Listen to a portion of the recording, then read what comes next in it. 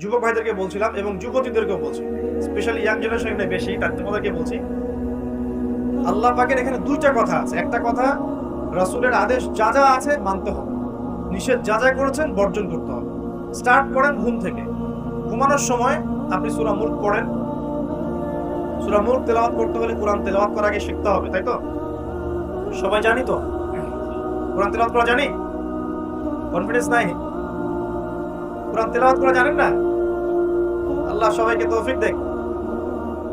আজকের মাহফিল সার্থক হবে যদি একটা ওয়াদা করে বাসায় যান, এই ওয়াদাটা পূরণ করতে পারেন, আজকের এই মাহফিল সফল করবেন। আগামী মার্চ মাসের মনে হয় 20 থেকে 25 তারিখের দিক থেকে সম্ভবত রমজান শুরু হবে। ঠিক আছে? এটা কি মাস চলছে? ডিসেম্বর, জানুয়ারি, ফেব্রুয়ারি, মার্চ, 2 মাস বাকি আছে, 2-3 মাস বাকি আছে।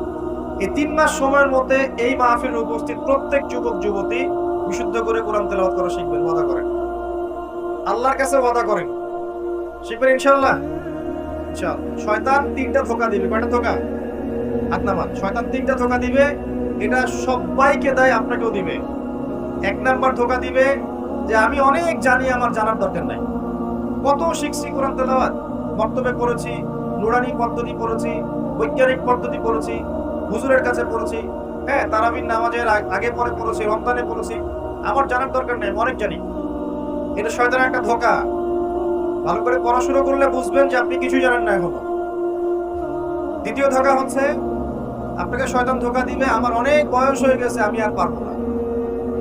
এই ধোঁকা দেয় নাই ভাই? আমার অনেক বয়স হয়ে গেছে, আমি আর পারবো না, আমার জিহ্বায় আসে না। জিহ্বায় না আসলেও পড়তে হবে, তাহলে আপনি ডাবল নেকি পাবেন ইনশাআল্লাহ। জিহ্বায় না আসলেও যারা পড়ে, ওয়াতাতাউ ফিহি, হাদিসে আসছে, মানে আটকে যায়, তারপরেও ওয়াহু আলাইহি শাক্কুন, এটা তার উপর কঠিন হয়, তারপরেও সে চেষ্টা করে, ফালাহু আজরান, তার জন্য ডাবল পুরস্কার, ডাবল নেকি হবে ইনশাআল্লাহ। আরেকটা শয়তান ধোঁকা দিবে, এটা তোমাদেরকে দিবে, ইয়াংদেরকে, সেটা হলো অনেক সময় পড়ে আছে, এত তাড়াহুড়ার কিছু নাই, পরে শিখে নিবে। এই ধোঁকা দেয় নাই? এই ধোঁকা দিয়ে দিই তো বয়স হয়ে গেল 25-30, এখনো 30টা কোরআনের আয়াত তুমি বলতে পারছো না। 30টা কোরআনের আয়াত যদি তুমি জানো না, এটা তো ওই ধোঁকারই ফসল। তোমার আব্বা আম্মাকে আগে ধোঁকা দিয়েছে শয়তান, যে বাচ্চাটাকে আগে বড় করি, স্কুল কলেজ বিশ্ববিদ্যালয়টা শেষ হোক, তারপরে দেখা যাবে। ওই করতে করতে ছেলের বয়স হয়ে গেছে 25-30, এখনো ওযুর মাসআলা জানে না, নামাজের মাসআলাগুলো জানে না, ফরজ ওয়াজিব সুন্নত মুস্তাহাব বোঝে না, আর ইসলামের গভীর জ্ঞান তো অনেক দূরের কথা। কুরআন, হাদিস, আকীদা, উসুল, ফিকহ, এগুলো অনেক পড়ে। এখন সে দিন শেখার জন্য একটাই মাধ্যম সামনে পায়, Facebook, YouTube. Facebook, YouTube, that's all. Facebook, YouTube মানে কি? ঢুকবে, দেখবে অমুক যা বললো তমুকের বিরুদ্ধে, আর তমুক যা বললো অমুকের বিরুদ্ধে, এগুলোই দেখবে। এখানে শেখার তো তেমন কিছু নাই, আপনি তো এখানে সমালোচনা শিখবেন খালি। এখানে শিখবেন কিভাবে ওয়াজ মাহফিলে উঠে কাউকে তুচ্ছ তাচ্ছিল্য করতে হয়। আপনি শিখছেন এখানে কিভাবে একজন আরেকজনকে গালি দিচ্ছে, কিভাবে একদল আরেক দলকে গালি দিচ্ছে, কিভাবে এ তার বিরুদ্ধে বলছে, ও তার বিরুদ্ধে, এটা তো শিখছেন আপনি। তাহলে সঠিক শিক্ষা পাবেন কোথায়? এখানে ঈমান রিচার্জ করবেন, সঠিক শিক্ষাটা পাবেন কোথায়? আপনাকে তো আলেম ওলামার কাছে সোহবতে যেতে হবে তো, এবং সিলেবাস ভিত্তিক পড়াশোনা করতে হবে তো। তাহলে শুধু এই ইন্টারনেটে ঢুকলে আপনি বিভ্রান্ত হয়ে যাবেন। ইন্টারনেট একটা ফিতনার জায়গা এখন, এটাকে মাধ্যম বানাতে পারে না। আপনি সহযোগী মাধ্যম বানাতে পারেন, কিন্তু একমাত্র মাধ্যম বানালেই সমস্যা আছে, বিশেষ তখন সমস্যা হয়ে যাবে আপনার। এই কথাগুলো আমাদের বাস্তব জীবনের উপলব্ধি থেকে বলছি, ইনশাআল্লাহ আপনার জীবনে ফায়দা দিবে ইনশাআল্লাহ। প্রিয় যুবক ভাইরা, এই 3টা ধোঁকা থেকে বেঁচে থাকবেন। রাত্রেবেলা কি তেলাওয়াত করবেন তাহলে? কোন সূরা? সূরা মুলক আছে। ফজিলত কি? কি ফজিলত? ইনশাআল্লাহ আপনাকে আল্লাহ রাব্বুল আলামিন এই সূরা তেলাওয়াতের বরকতে, এর ওসিলা ইনশাআল্লাহ কবরের আযাব থেকে বাঁচাবেন ইনশাআল্লাহ। কবরের আযাব সত্য না মিথ্যা? চোখে দেখা যায়? কোন পরীক্ষাগারে প্রমাণ করা যায়? তাহলে পশ্চিমারা যে বলে পরীক্ষা নিরীক্ষা পর্যবেক্ষণ ছাড়া কোনো জ্ঞান নেওয়া যাবে না, তাহলে কি হবে? এই যে শিক্ষা ব্যবস্থা দাঁড়িয়ে আছে এখনকার এই দর্শনের উপরে, পরীক্ষা নিরীক্ষা পর্যবেক্ষণ চাক্ষুষ না দেখা পর্যন্ত কিছু বিশ্বাস করি। যদি বিশ্বাস করেন তখন আপনাকে বলবে ধর্মান্ধ হইবে। কি বলবে? কথা বোঝেন না আমার? হ্যাঁ, ওদের ফিলোসফি অফ এডুকেশন, মানে আমরা বলি এটাকে এপিস্টিমোলজি, আমাদের ফিলোসফিতে বলতে এপিস্টিমোলজি মানে জ্ঞান তত্ত্ব। এই শব্দের অর্থ হচ্ছে কি? জ্ঞান তত্ত্ব। ওদের জ্ঞান তত্ত্ব হচ্ছে যে যেটা ভিজুয়াল না, আমরা যা দেখি না, এবং যেটা স্পর্শ করা যায় না, ইন্দ্রিয় দিয়ে উপলব্ধি করা যায় না, মানে স্পর্শ করে বোঝা যায় না, গন্ধ নিয়ে বোঝা যায় না, তারপরে কঠিন তরল না বায়বীয় পরীক্ষা করা যায় না, পরীক্ষা নিরীক্ষা পর্যবেক্ষণের মাধ্যমে সিদ্ধান্তে আসা যায় না, এটাকে জ্ঞান বলে না। যদি এটাকে এই এই সিঁড়িগুলো উত্তরানো যায় তখন সেটা জ্ঞান ওদের দর্শনের। তাহলে এখন কবর আযাবটাকে আপনি কি করবেন? এখন কবর আযাব নাই, তাহলে এখন তো আপনাকে আল্লাহ পাকের কথায় বিশ্বাস করতে হচ্ছে না, গায়েবে বিশ্বাস করতে হচ্ছে। তাহলে এখন আপনি যখন গায়েবে বিশ্বাস করতে যাবেন, ওরাই আপনাকে তোকমা দিয়ে দিবে তো ধর্মান্ধ, এবং ওয়ার্ল্ড আপনাকে আক্রমণ করবে। যেমন মুসলিমদেরকে এখন আক্রমণ করছে না, এগুলো দিয়ে এগুলো এমনি এমনি আসে নাই, এটা পরিকল্পিত। আপনার ভিত্তিটাকে নড়িয়ে দিবে। তাই তো আসলেই তো আল্লাহকে তো দেখি না, ফেরেশতা তো দেখি না, জিজ্ঞাদিকে তো দেখি নাই, আত্মা তো দেখি না, কবর আযাব তো দেখি না, কেন বিশ্বাস করবো না? এই জন্য দেখবেন একটা প্রজন্ম তৈরি হয়েছে এখন, ওরা বলে যে আমি তো আল্লাহ কোরআন এগুলো তো খুব একটা বিশ্বাস করি না, আমি তো দেখি না। আছে না আমার লোকজন আশপাশে? আপনার এদের সংখ্যা বাড়ছে না কমছে? দিন দিন বাড়ছে। তো আপনার কাছে মনে হচ্ছে যে এদের সংখ্যা হয়তো বেশি না, কিন্তু দিন দিন বাড়ছে। একটা তথ্য দিয়ে যে আপনাদেরকে শোনেন, বিগত 100 বছরে, কত বছরে? বিগত 100 বছরে বিশ্বের 3টা দর্শন খুব চলেছে। কয়টা দর্শন? 3টা। একটা হচ্ছে এলিমিনেশন, ওরা বলে কি এলিমিনেশন, মানে কনসেপ্ট অফ গড, মানে আল্লাহর বিশ্বাসটাকে সরিয়ে দেয়া, এটাকে এলিমিনেট করা। দেখবেন পশ্চিমারা সহ এই উন্নত সভ্যতা, সো-কল্ড উন্নত সভ্যতা কিন্তু আল্লাহ বিশ্বাস করে। তারা নাস্তিকতার আদর্শ ছড়িয়ে দিচ্ছে, কিন্তু তারা বিজ্ঞানে বিশ্বাস করে, আল্লাহ বিশ্বাস করে না। কিন্তু বিজ্ঞান যদি বলে কবরের আযাব বলে কিছু আছে, ওরা বিশ্বাস করবে, অবশ্যই বিশ্বাস করবে। আল্লাহ যদি বলেন কবরের শাস্তি আছে, তারা বিশ্বাস করবে। আমার কথা বোঝাতে পারছি? আচ্ছা, এটা একটা। 2 নম্বর হচ্ছে ম্যাটেরিয়ালিজম, মানে বস্তুবাদিতা। মানুষকে দুনিয়া, খাও দাও ফুর্তি করো, ব্যাংক ব্যালেন্স, টাকা পয়সা, জমি জমা, স্ট্যাটাস, এইটুকুর মধ্যে সীমাবদ্ধ করেছে। চিন্তাগুলোকে এর মধ্যে সীমাবদ্ধ করেছে। পরকাল, পরকালের জীবন, ওইখানে জবাবদিহিতা, আল্লাহর সামনে দাঁড়ানো, এগুলো বাতিল, এগুলো পড়ে। মানুষকে দুনিয়ার দিকে ফোকাস করেছে। দেখেন না এখন ফ্লাইওভারে দাঁড়াবেন, দেখবেন মানুষ ছুটছে, সারাদিন ছুটছে। কিসের পিছনে? পরকাল, দুনিয়ার পিছনে। অল্প কিছু মানুষ আছে যারা একটু ধর্মান্ধ টাইপের নাকি, তারা ছোট ধর্মের দিকে।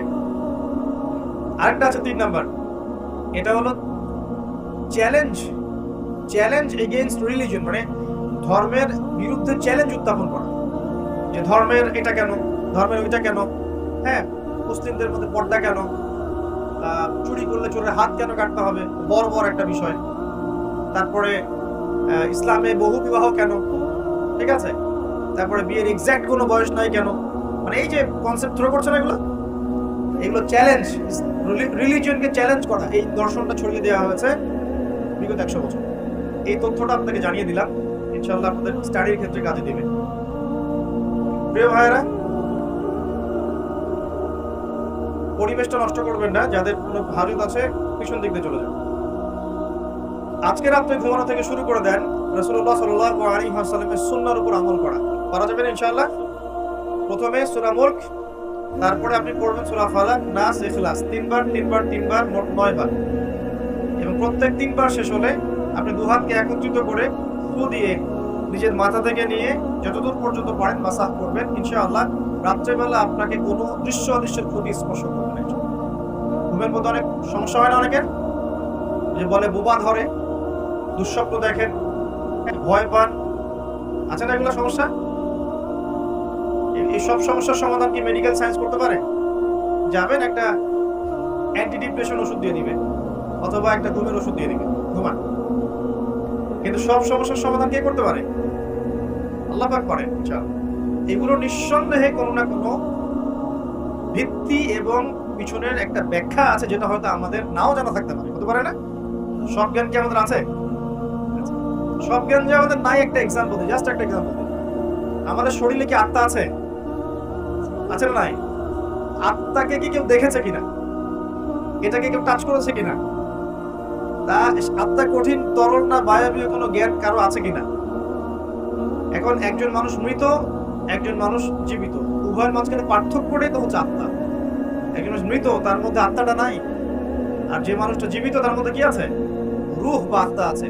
আল্লাহ পাক এই সম্পর্কে কি বলছেন? আল্লাহ বলছেন সূরা বনী ইসরাঈলে, ইয়াসআলুনাকা আনির রূহ, হে নবী তারা তোমাকে রূহ বা আত্মা সম্পর্কে জিজ্ঞেস করে। কুলির রূহু মিন আমরি রাব্বি, তুমি বলে দাও হে নবী, রূহ হচ্ছে তোমার রবের একটা আদেশ মাত্র। কি একটা আদেশ? আদেশে এসেছে, আদেশে চলে যাবে। কোনো কারণ লাগে নাকি? আমরা কারণ ব্যাখ্যা করতে চাই, এটাকে বলে কার্যকারণ তত্ত্ব। প্রত্যেকটা কাজের পিছনে একটা কারণ ব্যাখ্যা করি। এটা কেন হলো এই কারণে, এটা কেন হলো এই কারণে, এটাকে বলে কার্যকারণ তত্ত্ব। আল্লাহ পাকের হুকুমে মানুষ যে মারা যাচ্ছে, এর পিছনে কোনো কারণ লাগে নাকি? এই একটা মানুষ হাঁটছে হাঁটছে ডেড, কারণ আমরা বলে দিলাম হৃদযন্ত্রের ক্রিয়া বন্ধ হয়ে মারা গেছে, এই তো, এই কথা তো। ক্রিয়াটা বন্ধ হলো কিভাবে? ভালোই তো ছিল, হঠাৎ করে কি হলো? কার হুকুমে হলো? এটা কোনো হুকুমদাতা নাই, এই কনসেপ্টটাই তো বিশ্বাস করছে না। রূহ বলে কিছু একটা আছে না, এই রূহের কি ব্যাখ্যা আমি করতে পারবো? এই জ্ঞান কি আমার আছে? আল্লাহ বলছেন ওয়া মা উতীতু মিনাল ইলমি ইল্লা কালিলা, এই বিষয়ে তোমাদেরকে খুবই কম জ্ঞান দেওয়া হয়েছে, জ্ঞানই দেওয়া হয়। জ্ঞান কে দেয়? নাকি সব জ্ঞান আমরা অ্যাচিভ করি? জ্ঞানতাত্ত্বিক দর্শন শোনেন, কিছু মানুষ বলেছে সুদীর্ঘকাল ধরে মানুষ বুদ্ধি থেকে জ্ঞান পায়। কি থেকে পায়? বুদ্ধি থেকে। আবার কিছু মানুষ বলেছে মানুষ অভিজ্ঞতা থেকে জ্ঞান পায়। কি থেকে? অভিজ্ঞতা। অভিজ্ঞতা হচ্ছে জ্ঞান পেয়েছে, আগে জানতাম না এখন জানছেন। এখানে বিষয়টা কি? এর চূড়ান্ত বক্তব্যটা কি? চূড়ান্ত বক্তব্য দিয়েছে ইসলাম। ইসলাম বলছে ওয়াকুলিল হাক্কু মির রাব্বিকুম, হক বা সত্য রবের পক্ষ থেকে আসে। সূরা বাকারায় আছে ওয়া আল্লামা আদাম আল আসমা কুল্লাহা, আল্লাহ পাক আদম আলাইহিস সালামকে সমস্ত নাম শিক্ষা দিয়েছেন। সূরা আলাতে আছে আল্লামাল ইনসান মা লাম ইয়ালাম, মানুষকে সেই জ্ঞান শিক্ষা দিয়েছেন যা মানুষ জানতো না। জ্ঞানকে শিক্ষা দিয়েছেন, জ্ঞানকে শিক্ষা দিয়েছেন। তাহলে জ্ঞান কার পক্ষ থেকে আসে? এখানে একটা কথা মনে রাখবেন, আপনার যদি অনেক বড় ডিগ্রি সার্টিফিকেট থাকে, যদি হৃদয়টা পরিচ্ছন্ন না হয়, হৃদয়ে নূর না থাকে, আল্লাহর মারিফত বসিরা না থাকে, তাহলে কিন্তু আল্লাহর পক্ষ থেকে জ্ঞান পাওয়া খুব ডিফিকাল্ট। আপনি কাগজের কিছু জ্ঞান পেতে পারেন, তথ্য পেতে পারেন, ইনফরমেশন পেতে পারেন, প্রকৃত জ্ঞান পাওয়া খুব টাফ আছে। আল্লাহ পাক বোঝার তৌফিক দান করুন। সূরা ফালাক নাস ইখলাস পড়বেন, সূরা মুলক পড়বেন, ওযু করার কথা বলেছি। এর পাশাপাশি আপনি সূরা কাফিরুন পড়বেন। কোন সূরা? কোনটা বলেন তো? প্রথম লাইন কি? কুল ইয়া আইয়ুহাল কাফির। মাশাআল্লাহ। আচ্ছা, এই সূরাটা ফজিলত আছে। যদি আপনি প্রত্যেক রাতে সূরা কাফিরুন পড়েন ঘুমানোর আগে, ইনশাআল্লাহ তাআলা আল্লাহ পাক আপনাকে আমাকে শিরকের পাপ থেকে বাঁচিয়ে রাখবেন ইনশাআল্লাহ। কিসের পাপ? শিরকের পাপ কি সবচেয়ে বড় পাপ না ছোট পাপ? একটা হাদিস বলে দেই, ইনশাআল্লাহ যথেষ্ট হবে। রাসূলুল্লাহ সাল্লাল্লাহু আলাইহি ওয়াসাল্লামকে আল্লাহ পাক একটা ওয়াদা করেছেন। কি ওয়াদা করেছেন? আল্লাহ পাক বলছেন মিরাজের রাতে, হে নবী মুহাম্মদ সাল্লাল্লাহু আলাইহি ওয়াসাল্লাম, তোমার উম্মতের মধ্যে কোনো ব্যক্তি যদি, তোমার উম্মতের মধ্যে যে কোনো ব্যক্তি যদি আসমান জমিন সমান পাপ নিয়ে আমার সামনে হাজির হয়, কিন্তু আমার সাথে কাউকে শরীক করেনি, শিরকের পাপ নাই, আমি আল্লাহ তার সামনে আসমান জমিন সমান গুনাহ, আসমান জমিন সমান ক্ষমা নিয়ে হাজির। কথা কি বুঝতে পারছেন? অনেক পাপ করেছেন আপনি, পাপের শেষ নাই, কিন্তু আপনি শিরকের পাপ করেন নাই। ইনশাআল্লাহ একদিন না একদিন আপনি জান্নাতে যাবেন ইনশাআল্লাহ। আল্লাহ পাক সমস্ত পাপ মাফ করতে পারেন, কোন পাপ ছাড়া? শিরক। তওবা করলে এখনই মাফ করতে পারেন ইনশাআল্লাহ। তো এই শিরকের পাপ থেকে আপনাকে বাঁচাবে কোন সূরা? সূরা কাফিরুন। তিলাওয়াত করেন, দেখবেন শিরক আপনি চিনে ফেলবেন ইনশাআল্লাহ, সেখান থেকে আপনি দূরে থাকতে পারবেন ইনশাআল্লাহ। আর শিরক থেকে বাঁচার জন্য একটা কিতাব আমি সাজেস্ট করেছি অনেকবার, কিতাবুত তাওহীদ। কোন কিতাব? কিতাবুত তাওহীদের শারাহ বা ব্যাখ্যা আছে, অনেকগুলো প্রকাশনা থেকে বের হয়েছে, কিনতে পারেন। বাংলায় অনুবাদ করা আছে, বইটা পড়তে পারেন। তবে বইটা একটু কঠিন, অনেকে হয়তো বুঝতে পারবেন সবকিছু, যেটাই বুঝবেন না স্থানীয় বড় আলেম যিনি আছেন, হকপন্থী আলেম, তার কাছে গিয়ে জিজ্ঞাসা করুন। একা একা পণ্ডিত হতে যাবে, একা একা পণ্ডিত হয়ে গেলে সমস্যা। ওই যে এক শ্রেণী বের হয়ে গেছে যে কোরআন মানলেই হবে, হাদিস মানার কোনো দরকার নেই, আছে না? হ্যাঁ, এই যে বেশি পণ্ডিত এখানে কোরআনের দলিলকে অগ্রাহ্য করলো। আল্লাহ যে বলছেন রাসূল যা দিয়েছেন নাও, রাসূলের দেওয়াগুলো পাবো কোথায়? রাসূল যা দিয়েছেন সেগুলো কি কোরআনে আছে নাকি? রাসূল যেগুলো দিয়েছেন ওগুলো কোথায় আছে? রাসূল যেগুলো থেকে নিষেধ করেছেন ওগুলো কোরআনে আছে নাকি? রাসূল যেগুলো নিষেধ করেছেন কোথায় আছে? তাহলে এই অংশটুকু বাদ দিয়ে কোরআন মানা যাবে নাকি? তার মানে হচ্ছে আমি কোরআনটাই তো মানলাম না, তাও আমি কোরআনটাই মানিনি আসলে। তো এই যে সমস্যা, নিজে বেশি পণ্ডিত দেখলে প্রবলেম আছে। ওলামায়ে কেরামের সাথে সম্পর্ক রাখতে হবে। আর কোন ওলামায়ে কেরামের সাথে সম্পর্ক রাখতে হবে? যাদের সকালের ফতোয়া দুপুরের একটা পিটানিতে রাত্রি চেঞ্জ হয়ে যায়। সকালে একটা ফতোয়া দিয়েছে, ওই ফতোয়া দেওয়ার কারণে দুপুরে একটা মাইর খাইছে, রাত্রেবেলা সেই ফতোয়া চেঞ্জ, হকপন্থী হয়ে গেল। এমন বহু আছে, মানে এমন কিছু মতাদর্শ নিয়ে চলে যেগুলো নিয়ে চললে জীবনে কোনো বাধা বিপত্তির অবকাশ নাই। সারা জীবন দাওয়াতি কাজ করেই যাবে, কেউ কুশব্দ করবে না তার বিরুদ্ধে। রাসূলুল্লাহ সাল্লাল্লাহু আলাইহি ওয়াসাল্লামকে 23 বছরে এত মার খেতে হলো কেন? তাহলে আমাকে একটা প্রশ্ন উত্তর দেন। লা ইলাহা ইল্লাল্লাহ এর দাওয়াত তো নবী সাল্লাল্লাহু আলাইহি ওয়াসাল্লামও দিয়েছেন, আর আমিও দিচ্ছি, আপনিও দিচ্ছেন। রাসূলুল্লাহ সাল্লাল্লাহু আলাইহি ওয়াসাল্লামের উপরে এত বাধা বিপত্তি নির্যাতন নিপীড়ন নেমে আসে, আর আপনার ঘরে এত এত এত অর্থ সম্পদ পড়ে আসতেছে, ঘটনাটা কোথায়? তাহলে এই লা ইলাহা ইল্লাল্লাহ গুলোর মধ্যে নিশ্চয়ই পার্থক্য দেখা যাচ্ছে। কথা মানে বোঝেন না? যেই লা ইলাহা ইল্লাল্লাহ এর দাওয়াত দেওয়ার জন্য নবী সাল্লাল্লাহু আলাইহি ওয়াসাল্লামকে গালি খেতে হয়েছে 15টা। কয়টা বলেন? 15টা গালি খেতে হয়েছে। আররাহিবুল মাকতুম বই পড়ে দেখেন। যেই লা ইলাহা ইল্লাল্লাহ এর দাওয়াত দেওয়ার কারণে রাসূলকে 16 বার হত্যা করার চেষ্টা করা হয়েছে। কতবার? পড়েন, সিরাতের বই পাবেন। মক্কা বিজয়ের সময় তাওয়াফ করার সময়ও তাকে হত্যার চেষ্টা করা হয়েছে। যেই লা ইলাহা ইল্লাল্লাহ দাওয়াত দেওয়ার জন্য নবী সাল্লাল্লাহু আলাইহি ওয়াসাল্লামের ঘাড়ে উটের নাড়ি ভুঁড়ি চাপিয়ে দেওয়া হয়েছে, দেশান্তরিত করা হয়েছে। তায়েফের মানুষ ইটপাটকেল নিক্ষেপ করেছে, রক্ত ঝরেছে। সেই একই লা ইলাহা ইল্লাল্লাহ এর দাওয়াত দেওয়ার পরে আমার ঘরে বিলিয়ন বিলিয়ন ডলার আসতেছে। সমস্যা কোথায়? তাহলে সমস্যা কোন জায়গায়? নিঃসন্দেহে উভয় লা ইলাহা ইল্লাল্লাহ এর মধ্যে পার্থক্য আছে। হ্যাঁ, আমি এমন লা ইলাহা ইল্লাল্লাহ এর দাওয়াত দিচ্ছি যে দাওয়াত দিলে কোনো সমস্যা নাই, আমি সব তরকারিতেই চলবো, পার পেয়ে যাবো ইনশাআল্লাহ।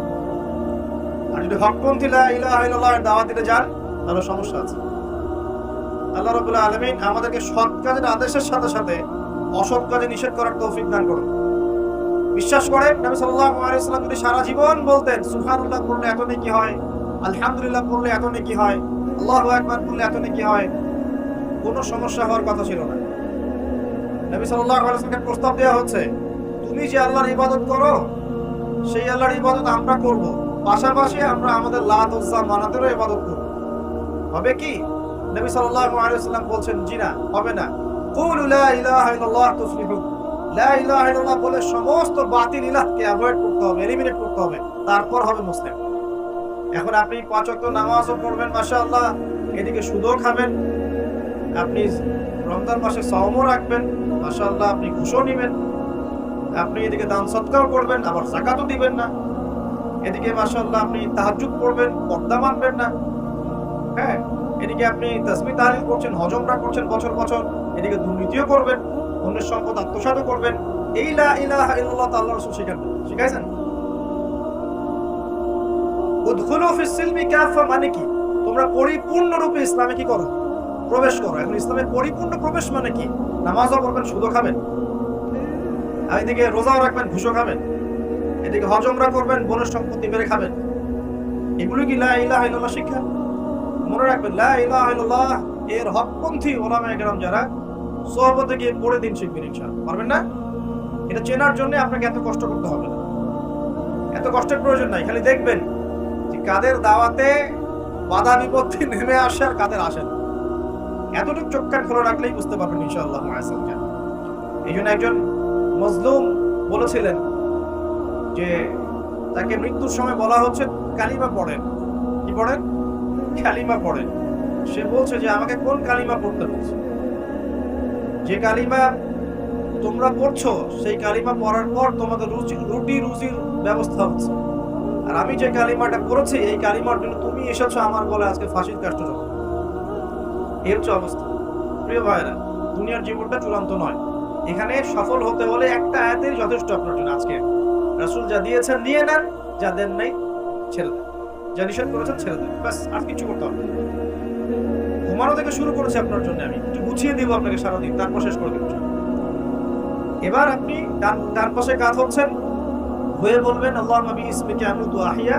তার আগে যদি সম্ভব হয় 33 বার সুবহানাল্লাহ, 33 বার আলহামদুলিল্লাহ, 34 বার আল্লাহু আকবার পড়ে আপনি ঘুমিয়ে।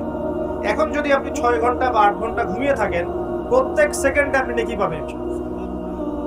কেন নেকি পাবেন? কারণ আপনি আপনার আদর্শ মতো ঘুমান নাই, আপনি রাসূলুল্লাহ সাল্লাল্লাহু আলাইহি ওয়াসাল্লামের আদর্শ মতো ঘুমিয়েছেন, মুহাম্মদুর রাসূলুল্লাহর উপর আমল করেছেন। মুহাম্মদুর রাসূলুল্লাহ মানে কি? প্রতিটা কাজ করতে হবে কার তরিকায়? রাসূলুল্লাহ এটা বোঝেন। লা ইলাহা ইল্লাল্লাহ মানে কি? মানে আল্লাহ ছাড়া আর কিছুই চলবে না, সোজা কথা। আল্লাহ ছাড়া আর কিছুই কি চলবে? কিছু চলবে না। মুহাম্মদুর রাসূলুল্লাহ মানে হচ্ছে প্রতিটা কাজ করতে হবে কার পদ্ধতিতে? মুহাম্মদ সাল্লাল্লাহু আলাইহি ওয়াসাল্লামের তরিকা। বাস এই এতটুকু যথেষ্ট। এই কালিমা নিয়ে মৃত্যুবরণ করলে পরে ইনশাআল্লাহ একদিন না একদিন আপনি জান্নাতে যাবেন ইনশাআল্লাহ। যদিও আপনি চুরি করেন, যদি আপনার জিনা করেন, যদি আপনি মদ খান, ইনশাআল্লাহ আল্লাহ চাইলে সেই গুনাহ মাফ করে দিবেন।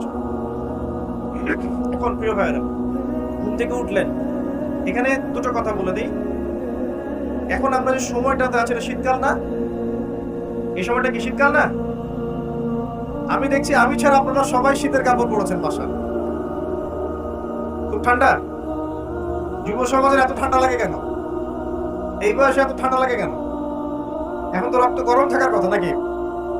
ঠান্ডা লাগে খুব? তাহলে তো সমস্যা। আচ্ছা, এটা তো শীতকাল চলছে নাকি? শীতকাল সম্পর্কে দুটো কথা বলে দিয়ে আপনার উপকার হবে ইনশাআল্লাহ, আমাদের উপকার হবে ইনশাআল্লাহ। একটা হাদিসে আসছে শীতকালটা হচ্ছে মুমিনদের জন্য গনিমত। মুমিনদের জন্য কি?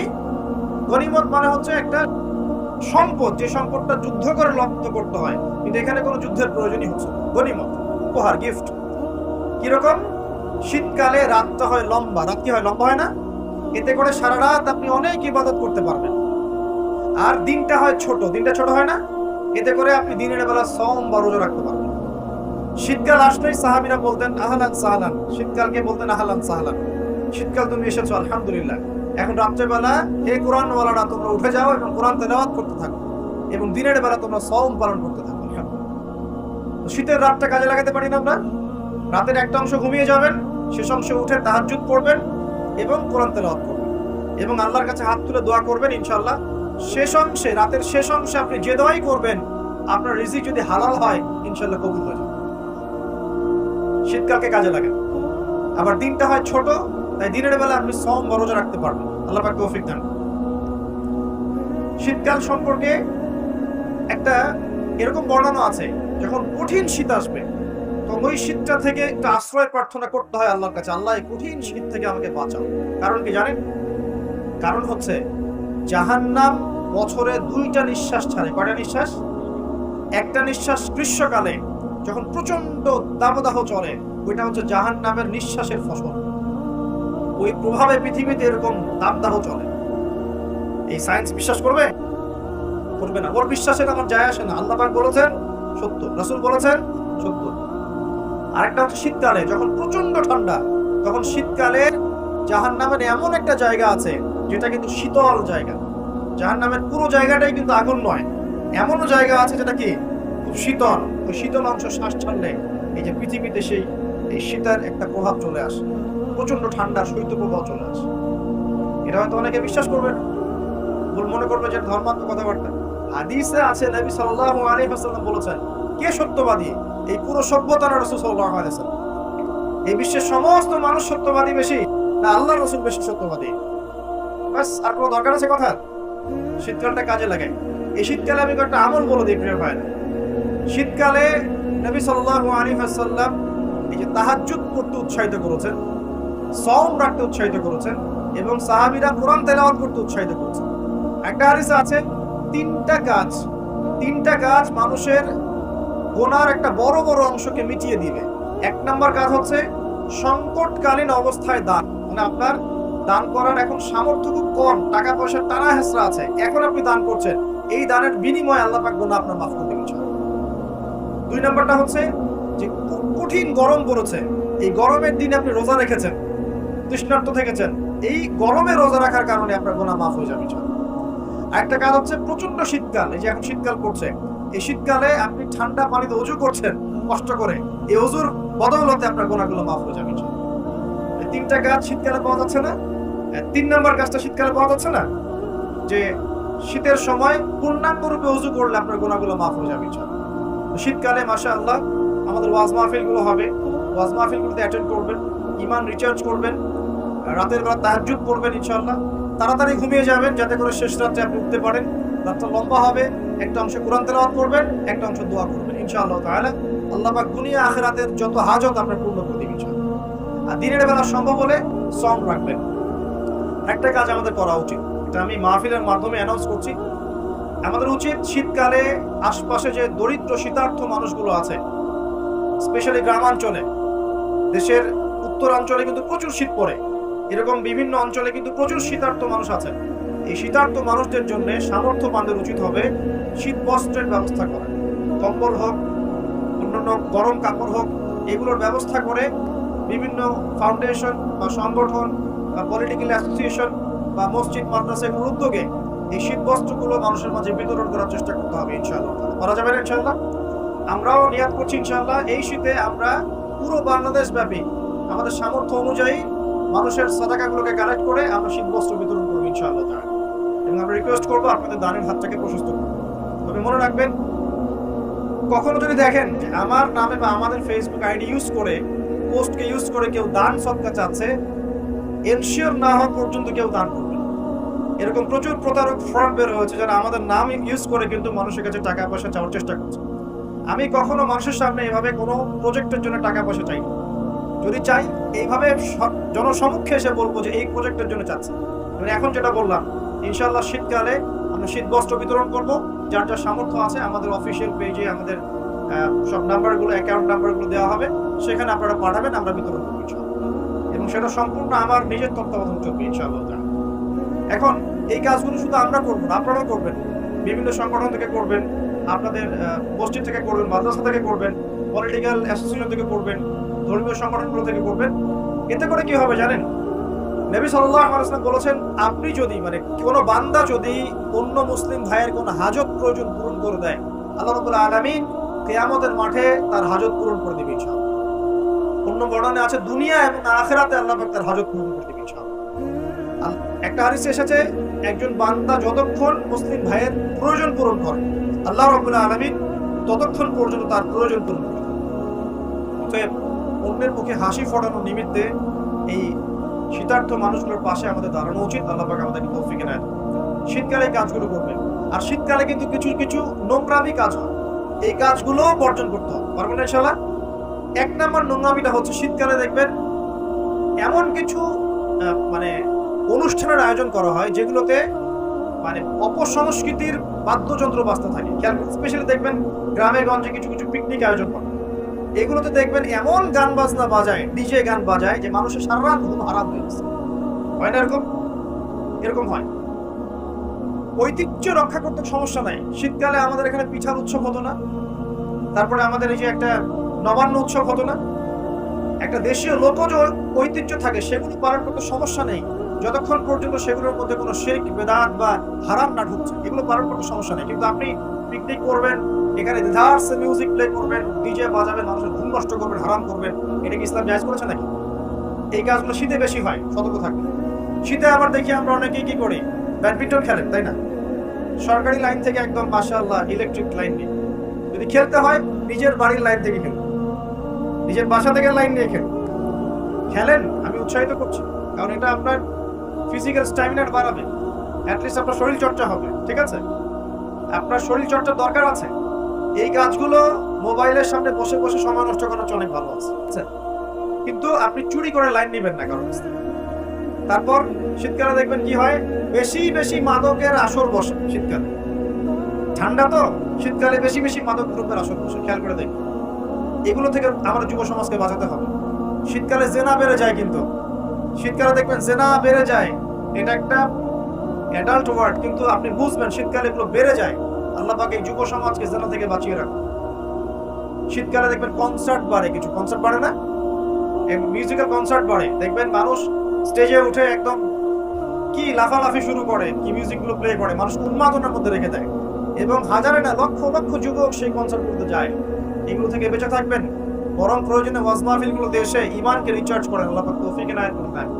আমরা শীতকালটাকে মূল্যায়ন করি, হায়াতটাকে মূল্যায়ন করি, ইনশাআল্লাহ তাআলা এই শীত আমাদের জীবনে বরকত নিয়ে আসবে ইনশাআল্লাহ। এবং আল্লাহ রাব্বুল আলামিন এর ওসিলায় আমাদের গুনাহগুলো মাফ করবেন, বেশি বেশি নেক আমলের তৌফিক দিবেন, যাতে করে পরকালটা সুন্দর হয় ইনশাআল্লাহ। আল্লাহ রাব্বুল আলামিন সবাইকে তৌফিক এনায়েত করুন, আমিন। প্রিয় ভাইরা, এভাবে আপনি রাতটা পার করলেন, দিনের বেলা এবার সকালে ঘুম থেকে উঠলেন, উঠে আপনি কি করবেন? নিজের মন গড়া পদ্ধতিতে উঠে বাথরুমে চলে যাবেন, নাকি একটু দোয়া কালাম পড়বেন? উঠে দোয়া পড়বেন, আলহামদুলিল্লাহিল্লাযী আহইয়ানা বা'দা মা মাতানা ওয়া ইলাইহিন নুশুর। তারপর যাবেন আপনি বাথরুম। গিয়ে আগে কোন পা ঢুকাবেন? ডান পা না বাম পা? আগে বাম পা। বিসমিল্লাহ বলে ঢুকিয়ে আল্লাহুম্মা ইন্নী আউযু বিকা মিনাল খুবসি ওয়াল খাবাইস ইস্তেনজা করেন। যতক্ষণ ইস্তেনজা করছেন আপনি ইবাদতের মধ্যে আছেন ইনশাআল্লাহ। এবার বের হলেন, গুফরানাকা বলে বের ওযু করবেন। প্রথমে বিসমিল্লাহ, ওযু ধীর স্থির ভাবে করবেন। আরো যে বললাম, খুব বেশি পানি ইউজ করার দরকার নেই, পানির স্পিডটা কম রাখবেন, পানি অপচয় করবেন না। দেখেন, ওযু যদি বিশুদ্ধ না হয়, নামাজ কি বিশুদ্ধ হবে? ওযুতে যদি আপনি এক বালতি পানি শেষ করেন, তাহলে তো হলো না কিছু। ওযুতে পরিমাণ মতো পানি ইউজ করেন, তারপরে ওযু শেষে কালিমা শাহাদা পড়লে আপনার জন্য জান্নাতের দরজাগুলো খুলে যাবে। এবার মিসওয়াক করলেন, ওযু শেষে, ওযুতেও মিসওয়াক করতে পারেন, শেষেও করতে পারেন। এবার আপনি পায়ে হেঁটে হেঁটে নামাজে যাচ্ছেন। নামাজে যাওয়ার সময় বাসা থেকে বের হবেন, এমনি এমনি বের হবেন না দোয়া পড়বেন? কোন দোয়া পড়বেন? বিসমিল্লাহি তাওয়াক্কালতু আলাল্লাহি ওয়া লা হাওলা ওয়া লা কুওয়াতা ইল্লা বিল্লাহ। বাস, বের হওয়ার সাথে সাথেই একজন ফেরেশতা আপনার সাথে চলে আসবে ইনশাআল্লাহ, শয়তান দূরে চলে যাবে। এবার পায়ে হেঁটে হেঁটে আপনি মসজিদ যাচ্ছেন, প্রত্যেক পদক্ষেপে হাঁটছেন, একটা করে পা ফেলছেন, একটা গুনাহ মাফ, একটা করে পা ফেলছেন, একটা নেকি লেখা হচ্ছে। আর কি চাই বলেন? আল্লাহ পাক রহমত দিচ্ছেন, মর্যাদা বাড়াচ্ছেন। এই সময় একটা দোয়া করতে পারেন, আমি শিখিয়ে দিই। এই দোয়াগুলো সব হিসনুল মুসলিম বইয়ের মধ্যে আছে। প্রিয় ভাই, সবগুলো দোয়া মুখস্থ করে ফেলেন। সারা জীবনে কত কিছু মুখস্থ করলেন, আমি ফখর করছি না, কিন্তু আমি বিশ্বাস করেন, এই মুহূর্তে যদি বাংলাদেশের সব দোয়ার বইও না থাকে, মুখস্থ একটা পুরো হিসনুল মুসলিম লিখে দিতে পারবেন। পুরা বইটা মুখস্থ করে ফেলবেন, পারা যাবে না? যদি ইসলাম তো এমনই, পৃথিবীতে যদি কোনো কোরআনের কপিস এখন না থাকে, এরকম কপিস, এরকম লক্ষ লক্ষ হাফেজ, কোটি কোটি হাফেজে কোরআন আছেন, আগামীকাল হওয়ার আগেই, সূর্য ওঠার আগেই কোরআন লেখা শেষ হবে না? মুখস্থ করে ফেলবেন। সবকিছু অ্যাপসে নির্ভর হবেন না, বইয়ে নির্ভর হবেন না, নিজের জেহেনে নিয়ে নিবেন ইনশাআল্লাহ। এরপরে আপনি চলার পথে পড়বেন, আল্লাহুম্মা ইজআল ফি কলবি নূরা ওয়া ফি লিসানি নূরা ওয়া ফি সামঈ নূরা ওয়া ফি বাসারি নূরা ওয়া আন ইয়ামিনি নূরা ওয়া আন শিমালি নূরা ওয়া মিন ফাওকি নূরা ওয়া মিন তাহতি নূরা আল্লাহুম্মা ইজআল ফি নাফসি নূরা। এই দোয়াটা করতে পারেন। এতে করে আল্লাহ পাক আপনাকে নূর দিবে। কি দিবে? নূর বা আলো দিবে ইনশাআল্লাহ। এই নূর আপনার জীবনেও লাগবে, কবরেও লাগবে ইনশাআল্লাহ। এবার নামাজে গেলেন, মসজিদে ঢুকবেন, এমনি এমনি না দোয়া আছে? ডান পা দিয়ে ঢুকবেন, দোয়া পড়বেন, বিসমিল্লাহ ওয়াসসালাতু ওয়াসসালামু আলা রাসূলিল্লাহ আল্লাহুম্মা ইফতাহ লি আবওয়াব রাহমাতিক। একটা দোয়া আছে, আউযু বিল্লাহিল আযীম ওয়া বিওয়াজহিল কারীম ওয়া সুলতানিহিল কদীম মিনাশ শাইতানির রাজীম। এটাও পড়তে পারেন। বাস, এই দোয়া পড়লে শয়তান থেকে আপনি নিরাপদে থাকবেন। নামাজে দাঁড়ালেন, এই যে ফজর পড়বেন, যোহর, আসর, মাগরিব, এশা, 5 ওয়াক্তের নামাজ পড়বো না? প্রত্যেক ওয়াক্তের জন্য একটাই নসিহত, সেটা হলো নামাজের বাহ্যিকতা গুরুত্বপূর্ণ, কিন্তু বাহ্যিকতার চাইতে বেশি গুরুত্বপূর্ণ হচ্ছে নামাজের আধ্যাত্মিকতা, নামাজের হার্ট, মানে মারিফত, ইহসান, খুশু, এগুলো বেশি ইম্পর্টেন্ট। নামাজে মনোযোগ ঠিক থাকছে কিনা খেয়াল রাখতে হবে। মনোযোগ বাড়ানোর বুদ্ধি কি? একটা টিপস বলে দেই। মনোযোগ বাড়ানোর বুদ্ধি হচ্ছে, নামাজে যা বলছি মুখ দিয়ে, এগুলোর আরবির অর্থগুলো আপনার জানতে হবে। যদি আপনি অর্থটা জানেন, দেখবেন আপনার মনোযোগ অনেক বেড়ে গেছে ইনশাআল্লাহ। অর্থ না জানলে আপনি দাঁড়িয়ে থাকবেন, হাই তুলবেন, হাই, হুজুর তেলাওয়াত করছে, আপনি হাই তুলবেন, অর্থ আপনি বোঝেন না। একটু খেয়াল করেন, একটা এক্সাম্পল খেয়াল করেন। মনে করেন আপনার মা অসুস্থ, নাউযুবিল্লাহ, আপনার বাবা অসুস্থ, আল্লাহ না করুন, বা আপনাদের ছেলে সন্তান, মেয়ে সন্তান অসুস্থ। এখন আপনি কোনো উপায় নেই, ডাক্তার বলছে যে খুব সিরিয়াস অবস্থা, হয় না এমন মাঝে মাঝে? আচ্ছা, এখন আপনি সেজদায় পড়ে গেলেন বা হাত তুললেন, তুলে আল্লাহকে বলছেন, আল্লাহ, আমার বাবা অসুস্থ, আমার মা অসুস্থ, আমার ছেলে বা মেয়েটা অসুস্থ, আল্লাহ তুমি তাকে শেফা দান করো। এই কথাটা বলার সময় আপনার চোখ দিয়ে পানি ঝরে না? ফিলিংস আসে না? এই ফিলিংসটা কেন আসে? কারণ আপনি যা বলছেন আল্লাহকে, সেটা আপনি উপলব্ধি করতে পারেন, ফিল করতে। নামাজে কেন মনোযোগ আসে না? কারণ নামাজ আমি যা পড়ছি, এটা তো আমি ফিলই করতে পারি না। আমি তো এই ভাষাটাই বুঝি না, অর্থই জানি না, কেমন করে ফিল করব? এই জন্যই বলি, কোরআনের অর্থ জানার দরকার নাই। অর্থগুলো না জানলে তো পরে আপনি মনোযোগ পাবেন না, ইহসান পাবেন না। তো এই জন্য নামাজে মনোযোগ বাড়ানোর প্রধান শর্ত হচ্ছে অর্থটা বোঝার চেষ্টা করতে হবে। কি পড়ছি সূরা ফাতিহায়, কি পড়ছি রুকুতে, কি পড়ছি সেজদায়, হ্যাঁ কি পড়ছি আমি তাশাহুদ, দুরুদে, দোয়া, মাসুরায়, অর্থ জানতে হবে। এবং সেজদায় বেশি বেশি দোয়া করার চেষ্টা করবেন। নামাজ তাড়াহুড়া 3G 4G 5G তে যাবে, রিল্যাক্সে নামাজ পড়বে ইতমিনানের সাথে। জীবনে যত নামাজ পড়েছি, নামাজ সবচেয়ে সেরা নামাজ পড়েছি আমি ব্যক্তিগতভাবে বলছি আমার জীবনে মক্কায় আর মদিনায়। নামাজ পড়লে দেখবেন মনে হবে যে আপনি মানে অন্য একটা জগতে চলে গেছেন। এত চমৎকার তিলাওয়াত, এত খুশু খুশু, বিনয়, নম্রতা, রিল্যাক্স, ধীর স্থির ভাবে 2 রাকাত ফজরের নামাজ পড়াচ্ছে, মাশাআল্লাহ 15 মিনিট 20 মিনিট সময় লাগছে। এবং তিলাওয়াত হচ্ছে চোখ দিয়ে পানি না ঝরে যাবেই না, কারণ আপনি ফিল করবেন এই যে মদিনায় আমি দাঁড়িয়ে নামাজ পড়ছি, এখানেই তো কোরআন নাজিল হয়েছে। এই যে মক্কায় নামাজ পড়ছি, এখানেই কোরআন নাজিল হয়েছে, এই আয়াতগুলো এখানেই নাজিল হয়েছে। ফিল করতে হবে। তো এখন নামাজ যারা পড়াই আমরা ইমাম সাহেব আছি, আমি রিকোয়েস্ট করবো যে নামাজটাকে একটু রিল্যাক্সের সাথে, খুশু খুজুর সাথে পড়ে। আমি জানি মুসল্লিরা এখন খুব ব্যস্ত, ইমাম সাহেব লম্বা করতে চাইলে মুসল্লি এসে ডিস্টার্ব করা শুরু করে নাকি, ইমাম সাহেব আপনার কি কাজ নাই, এত লম্বা করেন কেন? প্রিয় ভাইরা, দুনিয়াতে কেন এসেছি বলেন তো? দুনিয়াতে কেন আসছি আমরা? ওমা খালাকতুল জিন্না ওয়াল ইনসা ইল্লা লিয়াবুদুন, কার ইবাদত করতে আসছি? তো দুনিয়াতে নামাজই তো বেস্ট ইবাদত। এই ইবাদত করতে এত সময় হচ্ছে না, তাহলে দুনিয়াতে আসলাম কেন? দুনিয়া থেকে আমি শুধু বউ বাচ্চা, সন্তান সন্ততি আর ব্যবসা বাণিজ্য করতে আসছি? আল্লাহ পাক তো পাঠিয়েছেনই আমাকে ইবাদত করার জন্য, তাহলে আমি ইবাদতে এত তাড়াহুড়া কেন? রিল্যাক্স থাকে। আল্লাহ পাক তৌফিক দান করুন। এইভাবে 5 ওয়াক্ত নামাজ পড়বেন, আল্লাহ পাক তৌফিক দেন। নামাজের কিছু বাহ্যিক মাসআলা আছে, এই মাসআলাগুলোকে নিয়ে কিছু ইখতিলাফ চলে আসছে দীর্ঘদিন থেকে। এই ইখতিলাফগুলোতে গিয়ে উম্মাহকে বিভক্ত করবেন না আল্লাহর রাস্তে। যে যেটার উপর আমল করছেন আল্লাহর রাস্তে করেন, কিন্তু এক ভাই আরেক ভাইয়ের সাথে গোশত কামড়াকামড়ি করেন। কথা কি বুঝতে পারছেন? এগুলো ইখতিলাফি মাসআলা, ফিকহি মাসআলা, উলামায়ে কেরামের মধ্যে ইখতিলাফ দীর্ঘদিন থেকে ছিল, থাকবে। যে যার মতো আমল করছেন করতে থাকেন, যেটা আপনার কাছে বেশি সহিহ মনে হচ্ছে, যেটা আপনার কাছে বেশি গ্রহণযোগ্য দলিল মনে হচ্ছে, আপনি সেটার উপর আমল করেন। কিন্তু এই ইস্যুগুলোকে কেন্দ্র করে, মসজিদগুলোকে ভাগ করে করে উম্মাহকে বিভক্ত করেন। এতে কাফের, মুশরিক, মুনাফিকরা হাসে আমাদেরকে দেখে, ওরা আমাদেরকে দেখে হাসে, দেখো কি জাতি, কি কি বিষয় নিয়ে উম্মাহকে বিভক্ত করে নিজেরাই আপসে বিভক্ত হয়ে গেছে। একটা বিভক্ত জাতিকে শাসন করা সহজ না ঐক্যবদ্ধ জাতিকে শাসন করা সহজ? বলেন। কারণ আমরা তো বিভক্ত না ঐক্যবদ্ধ। সুবহানাল্লাহ, কাফের মুশরিকদের মধ্যে যদি 100টার মধ্যে 90টা বিষয়ে দ্বিমত থাকে, একটা বিষয়ে ঐক্যমত যে মুসলিমদেরকে ডমিনেট করতে হবে, মুসলিমদেরকে মানে ডিঙ্গিয়ে উপরে যেতে হবে, ওরা একমত, মাশাআল্লাহ, ওরা ঐক্যবদ্ধ। আর আমাদের মধ্যে যদি দেখেন আপনি যে 90টা বিষয় আমরা একমত, এই 4টা 5টা 6টা বিষয় আমরা দ্বিমত, ওই কয়েকটা বিষয় যথেষ্ট উম্মাহকে বিভক্ত করে ফেলার জন্য। তাহলে আমরা নিশ্চয়ই দূরদর্শিতা সম্পন্ন জাতি হলাম। আল্লাহ পাক জানি না আমাদের কবে বোধোদয় দিবেন, আর দোয়া করি আল্লাহ পাক এমন প্রজন্ম যেন নিয়ে আসেন যারা স্মার্ট হয়, বিচক্ষণ হয়, উম্মাহকে ঐক্যবদ্ধ করতে পারে। এটা আমাদের দ্বারা না হয়, না হোক, আল্লাহ পাক এমন প্রজন্ম নিয়ে আসুক যে এই প্রজন্ম আল্লাহ রাব্বুল আলামিনের জমিনে উম্মাহকে ঐক্যবদ্ধ করে উম্মাহকে এগিয়ে নিয়ে যাবে ইনশাআল্লাহ। প্রিয় ভাইরা, এইভাবে নামাজ শেষ করেন। এখন নামাজের পর কি চলে যাবেন? জিকির আজকার আছে, তাসবিহ তাহলিল আছে, কোরআন তেলাওয়াত করতে পারেন। প্রয়োজন হলে বা সম্ভব হলে আপনি ইশরাকের নামাজ পড়তে পারেন। একটা কবুল হজ, একটা কবুল উমরার নেকি পাবেন ইনশাআল্লাহ। এরপরে আপনি প্রয়োজনে চাষতের নামাজ পড়তে পারেন। এখন নাস্তা খাবেন, নাস্তা খাওয়ার সময় কি মন গড়া ভাবে খাবেন নাকি রাসূলের পদ্ধতিতে খাবেন? রাসূলুল্লাহ সাল্লাল্লাহু আলাইহি ওয়াসাল্লামের মতো করে খান। 3 ভাগ খাবেন, 1 ভাগ খাবার, 1 ভাগ পানি, 1 ভাগ ফাঁকা। এবং খাবার আগে বিসমিল্লাহ, শেষে আলহামদুলিল্লাহ। খাওয়াটাও কি হবে তখন? ইবাদত। এভাবে আপনি পড়াশোনা করবেন। এরপরে স্কুলে যাবেন বা কলেজে যাবেন বা বিশ্ববিদ্যালয়ে যাবেন বা আপনি চাকরি ক্ষেত্রে যাবেন, ব্যবসা ক্ষেত্রে যাবেন, বিভিন্ন জায়গায় চলে যাবো আমরা। এখন কি নামাজ তো পড়লাম রাসূলের মতো, তাহাজ্জুদ পড়লাম রাসূলের মতো, ওযু ইস্তেঞ্জা খাবার খেলাম রাসূলের মতো।